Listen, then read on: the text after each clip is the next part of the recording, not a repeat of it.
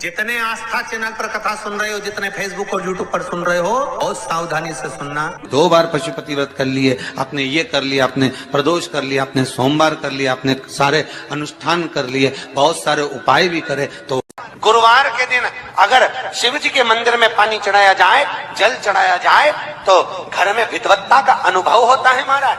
16 श्राद्ध चल रहे हैं, प्रयास करिएगा अपनी जिंदगी में। श्राद्ध पक्ष में पड़ने वाली शिवरात्रि का स्मरण जरूर करिएगा। पितृदोष के निवारण का सुंदर तरीका प्रयास करिएगा। एक चावल की कटोरी में, कटोरी के अंदर थोड़ा सा चावल रख लीजिए कच्चा। उस चावल की कटोरी में एक बेलपत्र, थोड़ी सी दुर्वा बांधकर पानी का मटका, परिंडा या जहां अपना रसोई घर में जल रखते हो, उस कटोरी को वहां पर 2 दिन 3 दिन तक रख दो। वैसे तो 16 दिन रखो, ज्यादा अच्छा था, पर जो दिन अपने को मालूम है 2-3 दिन उसको रख दीजिए। घी का दिया लगाइए। 3 दिन के बाद में उस दुर्वा को, उस बेलपत्र को शिव बाबा को ले जाकर समर्पित कर दो। चावल पूरे घर में घुमाने के बाद चिड़िया को या नदी में या किसी जीव को प्रदान कर दीजिए। महाराज, शिव महापुराण की कथा कहती है, बड़े ध्यान से सुनना। कभी जिंदगी में अगर मौका मिल जाए, कभी जीवन में तुम्हारे घर में गौ माता हो या कोई गौशाला हो और तुम्हें मालूम है कि ये गाय का ही दूध है, ये गौ माता का ही दूध है, तो कभी जीवन में अगर मौका मिल जाए और अगर तुम्हें कोई कह दे कि तेरी किस्मत में सुख नहीं है, तेरी किस्मत में धक्के खाना लिखा है, तेरी किस्मत में दुख लिखा है, तेरी किस्मत में हमेशा धक्के खाना लिखा है, कोई कह दे तुमको, तो उसकी सुन लेना। और आखिरी में केवल बेलपत्री का ये बीच वाले भाग पर गौ माता, अगर देसी गाय अगर कहीं हो, उसका अगर दूध सुबह का समय का मिल जाए, शाम का दूध नहीं, सुबह का यदि दूध मिल जाए, इस बेलपत्री के मध्य भाग में, आप लोग आस्था चैनल पर आप इस पत्ती, बीच की पत्ती के मध्य भाग में थोड़ा सा दूध लगाकर, नीचे के भाग में भी थोड़ा सा दूध लगाकर, दोनों पत्तियों में गाय का घी लगाकर भगवान शंकर के शिवलिंग पर कभी मौका मिल जाए जिंदगी में एक बार, किसी भी सोमवार की अष्टमी के दिन शिवलिंग पर अगर लगा दिया जाए, जिंदगी में दुख तुम्हारे आसपास भी नहीं भटक सकता, सुख की अनुभूति होगी। दुख में भी सुख आएगा। किस्मत में दुख लिखा है वो तो आएगा, पर दुख में भी सुख की अनुभूति होगी। आएगा दुख, पर दुख भान नहीं होने देगा। बेलपत्री बीच वाली पत्ती पर ऊपर जम के बोलो, गाय का दूध, नीचे कितना भी कोई लिख दे,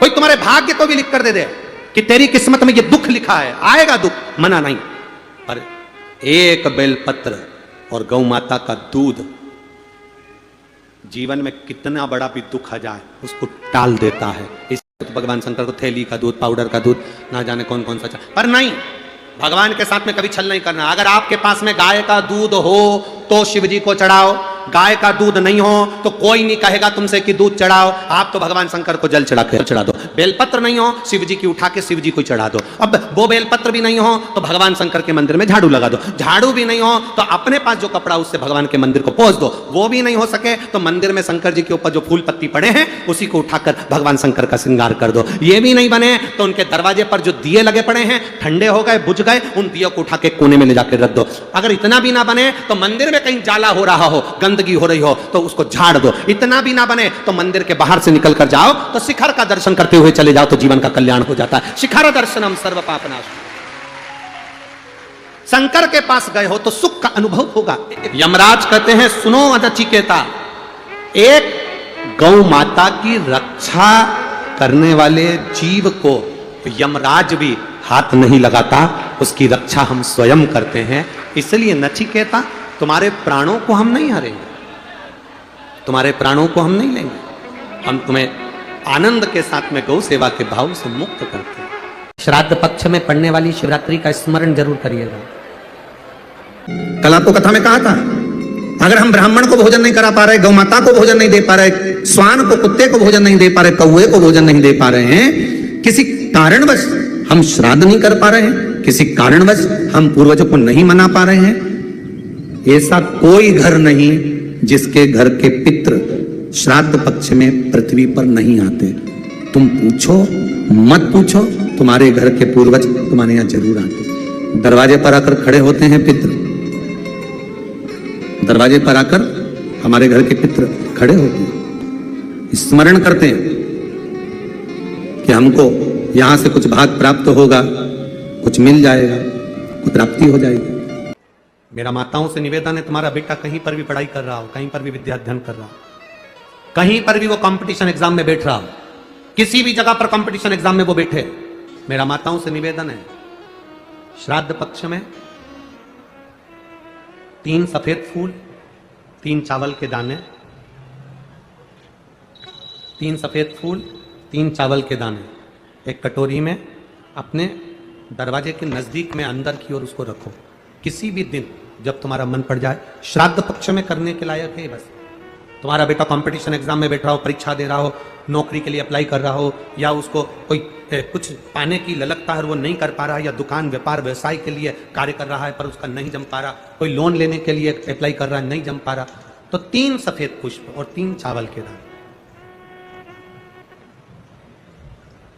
पितरों की तीनों बेटियां मैना, धन्या और कला, नाम बोलिए फिर से, मैना, धन्या और कला, पितरों की 3 बेटियां।